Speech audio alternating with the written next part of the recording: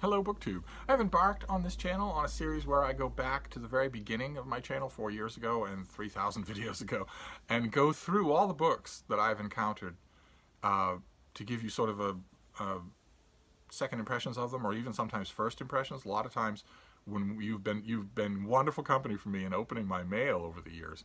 And a lot of times those mail hauls consist of me giving you first impressions of the books as they come out, digressions on the subject matter or the author's previous work, whatnot. A lot of you have told me that over time that has been very valuable to you. You've enjoyed that. The one thing that people have noticed and commented on a few times is that I seldom circle back and actually tell you about the book after I've read it. And partially that is a reflex of mine, an old world reflex, because I still think of that as something that happens in the written word, not on this channel, not face to face. Because that would be a review, even a capsule review. It still strikes me as something that happens in a different world than BookTube.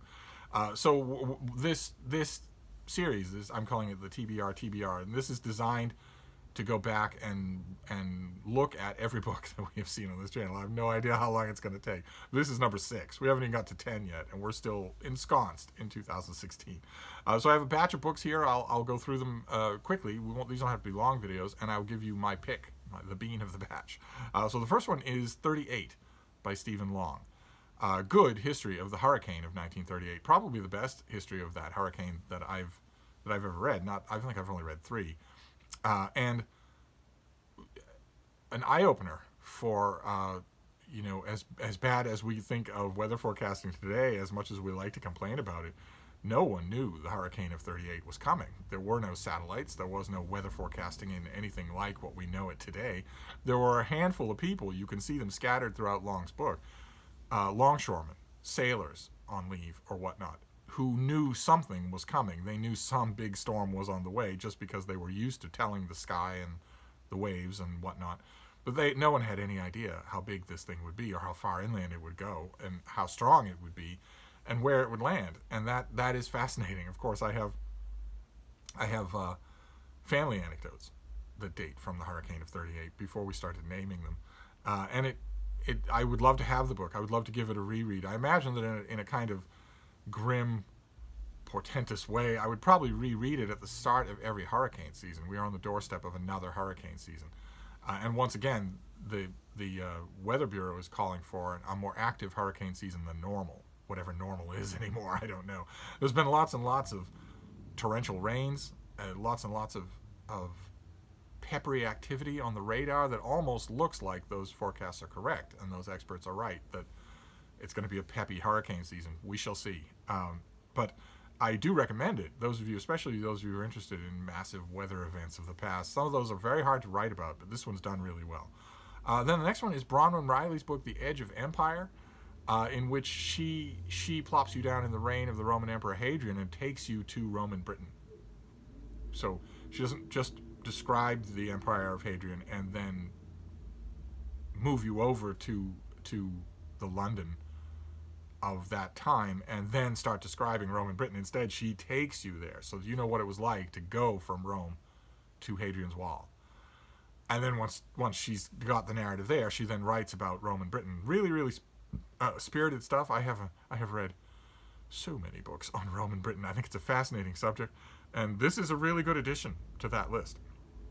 Then we get to Robert Orsi's book, History and Presence, which it has a construable, narrow focus in terms of the Catholic Mass, in terms of the real presence of the Eucharist in the Catholic Mass, what that means, what it means to celebrate over and over and over again a religious ritual in which you claim that your God is physically present, not just burning like a spirit inside your heart, but physically present, the body of Christ, the blood of Christ, the mystery of the transmutation.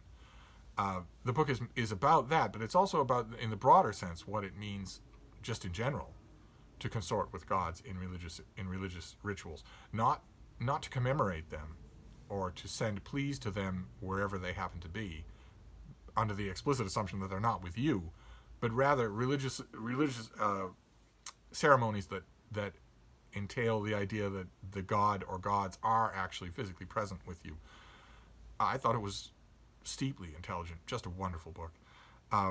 And the next one is Stephen Coss's The Fever of 1721. If we're on the edge of hurricane season, well then, and that has contemporary relevance for 38, then The Fever of 1721 even more so, because this is all about a massive epidemic to sweep through the American colonies. And Coss does a great job. It's just a fantastic book. The minute I saw it in that video, I got up to see if I still had the book, and I don't. I have no idea why I don't have this book, or 38, or any of these others. I don't know why I would get rid of The Fever of 1721. But I did. But it's really good. It's a strong recommendation. It's very good history and a wonderful pageant of personalities. So you're really going to enjoy it. Then the next one is The Habsburg Empire by Pieter Judson, and this was a big, fat overall history of the Habsburgs that was good. I think I reviewed it. It's exhaustive, very, very. It has a tendency to bloat and a tendency to be dry. You read it in comparison with, maybe in your mind, with other overviews of the Habsburgs that are better written, more entertainingly written, and maybe it comes up a little short there. But the research is of course newer and better. It's a very worthy, but it's a very worthy book to add to your history collection. But it's a stately book. You're not really much going to enjoy the experience of reading it, if you know what I mean. And the history fans will know what I mean. Some books you want to have, even though you don't particularly enjoy the experience of reading them. Like, for instance, Warren's massive biography of King Henry II is still the definitive work on that king, but it is not an enjoyable reading experience. So sometimes you have to make those compromises. Then The Fall Guy by James Lasdun, which was a novel of his that I barely remember. I'm sure that if I dipped into the first 2 or 3 pages, I would probably remember the made-up story shenanigans that are going on in it. But as it is, I barely remember it, mainly because it's overshadowed by his previous book, which was Give Me Everything You Have, about a nonfiction work about him being stalked, about dealing with a stalker. That was incredible. Just fantastic. It had all of the pacing, the drama, the human interest, the emotional honesty that I've never found in this guy's fiction or in most fiction. So maybe I went into The Fall Guy with a little bit of unfair expectations, wanting it to be another work of nonfiction. But one way or another, it didn't leave a strong impression. Then a book that very much did leave a strong impression, Reformations by Carlos Eire, E-I-R-E, Eire, however you pronounce his last name. This is a massive book, oversized because it's so big, or it would have been 2,000 pages. A massive book on the Reformations in the church that is just searching and wide-ranging, a wonderful, wonderful book. I think I didn't do an exhaustive search because I was afraid the results would depress me, but I think I have a trade paperback of it.